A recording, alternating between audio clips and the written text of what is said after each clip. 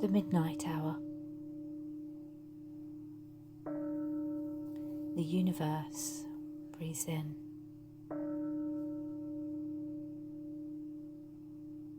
From the cosmic cradle, a soul prepares for a long journey.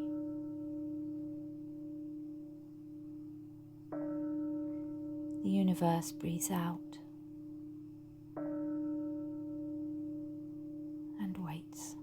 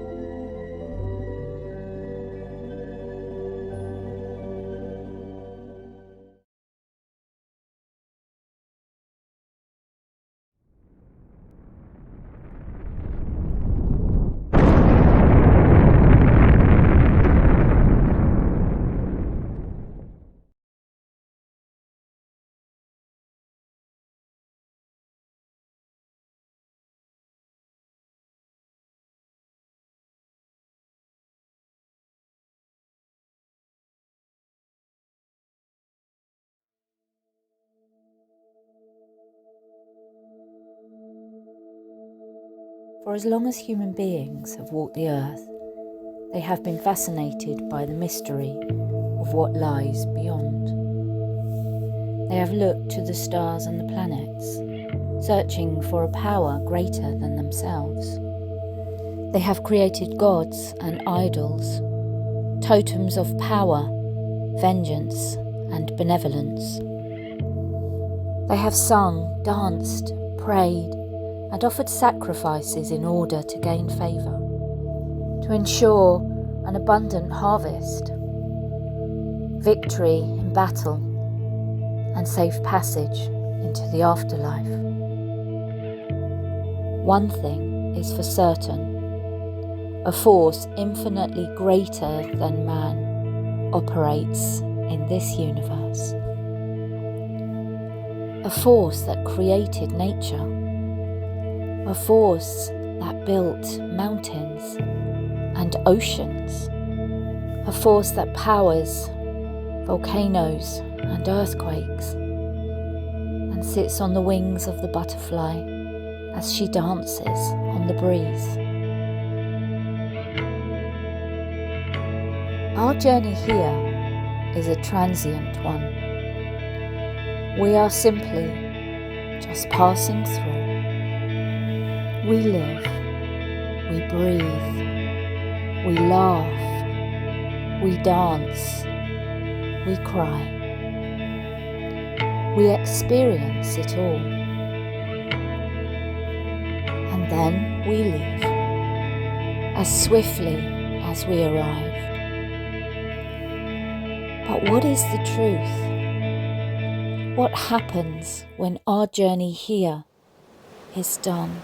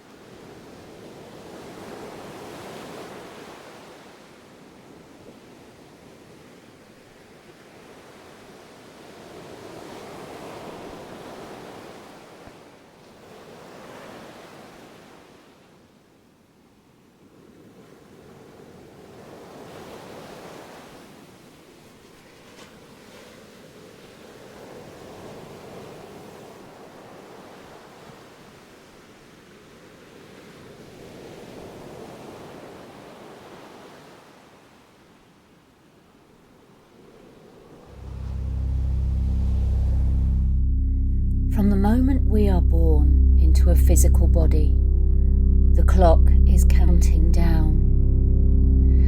And when we have taken the final out-breath, we will return once more to the world of spirit. And from there we will have the opportunity to look back and review our life on earth.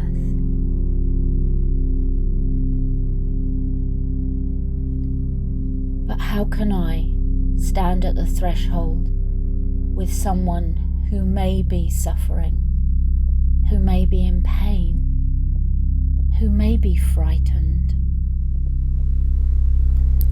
Can I see life and death as a whole entity and trust in the continuation of consciousness? And at the point of physical death, the soul is safe.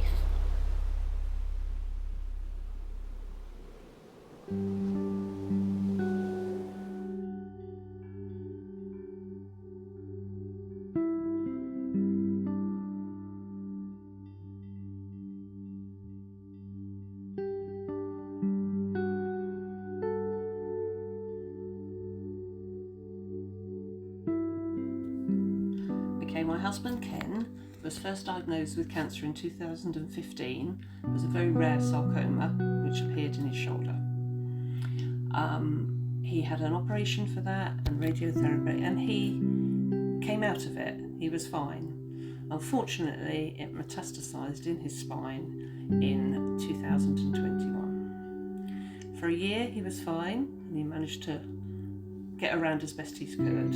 Then from sort of October 2022, he got worse quite quickly, and he ended up basically bedridden and paralysed from the waist downwards.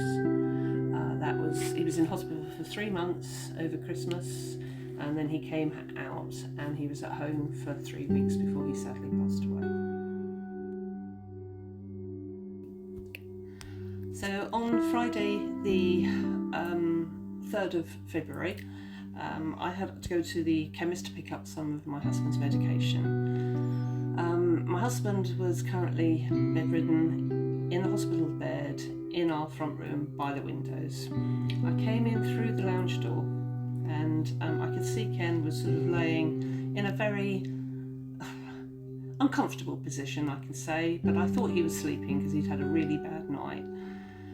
I subsequently went into the kitchen to put all his medication down. I came over to the bed and I could see that he was really struggling, and he was pleading for me to help him in some way, and I held his hand and he calmed down completely.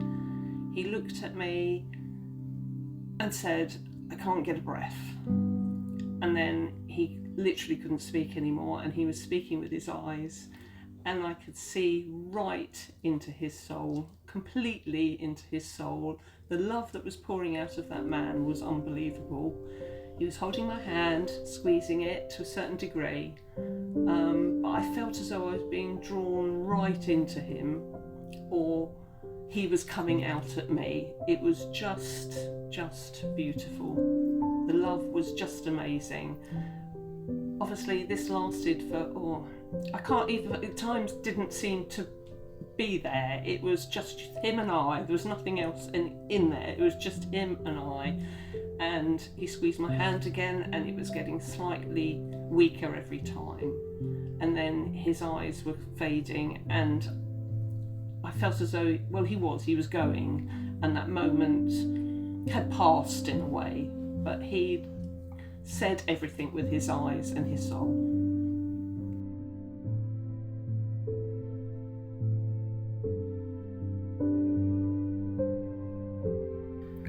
The fact that I was with him when he passed away was the best thing, if there can be a best thing about people passing away, but to witness him and be with him and hold his hand while he made his final journey was just, to me, I felt privileged to do that. It's something I never expected that we'd be able to do, and we did. And the love that we shared in those moments, nobody can ever take away from me.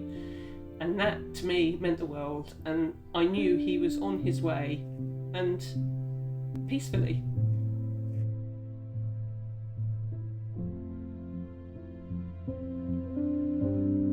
So Ken's funeral was an absolute joy, if a funeral can be classed as that.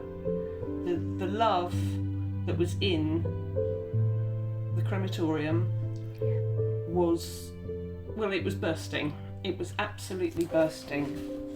I enjoyed, if that's the best way to describe it, saying goodbye to my husband, because we were surrounded by love, totally surrounded by love.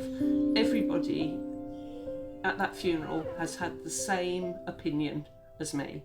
So many people came up to me and said, "Cheryl, I know this sounds silly, but that was a beautiful funeral." And we went away and we felt blessed to have been able to do that for my husband.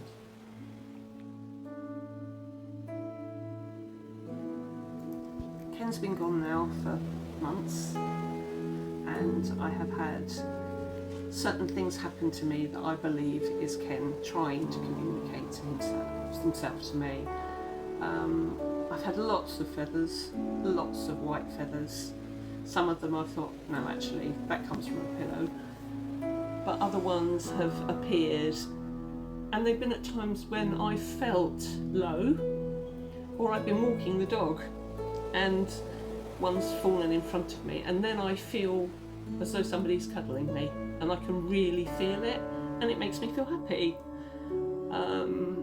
I've had a couple, one of them followed me along the beach where there was no birds about, no other people around, and it was just coming along and the wind by me, just bouncing by the side, and I thought, you're here again.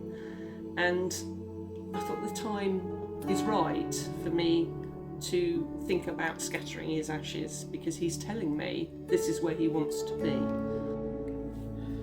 Ken's wish was always to have his ashes scattered on Barrack Lane Beach, where we used to walk our dogs. We've always walked our dogs for the past 30 years together, until obviously Ken couldn't down Barrack Lane, and his wish was for his ashes to be scattered in the sea. So that was his wish, and as much as I loved having him in his scatter tube, I used to say goodnight to it every night, it's not what Ken wanted. So we had a discussion within our family as to whether we should do it now or later. And they said, Mum, it's up to you. After I saw the feather following me down the beach, I thought, no, I think this time is right. And it was coming up to his birthday on the 8th of July. The tides were right that day. The weather wasn't very good, but on the actual day, we decided to go ahead and do it. And we scattered his ashes, and we were all standing knee deep in the sea, and it was a beautiful, beautiful moment. We were giving him what he wanted. He could now be free to go wherever he wanted. He could go fishing with his mates again. He could go all across the world where he travelled when he was in the Navy. We were a few tears, but it was a happy occasion.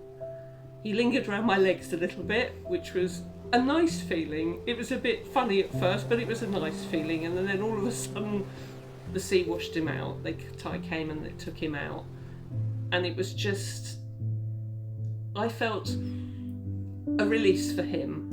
I felt a release for him. I thought, he's happy now. He can go and complete his journey.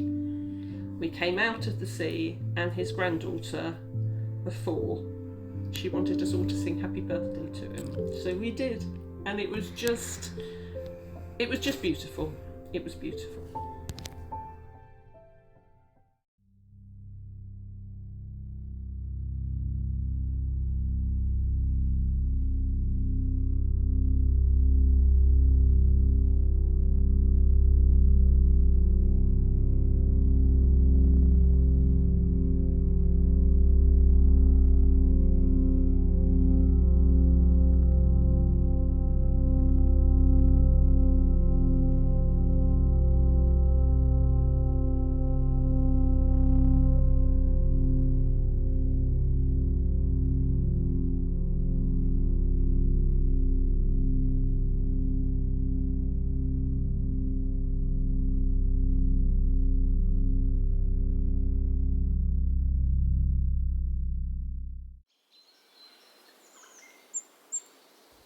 There are many ways to accompany someone to the threshold.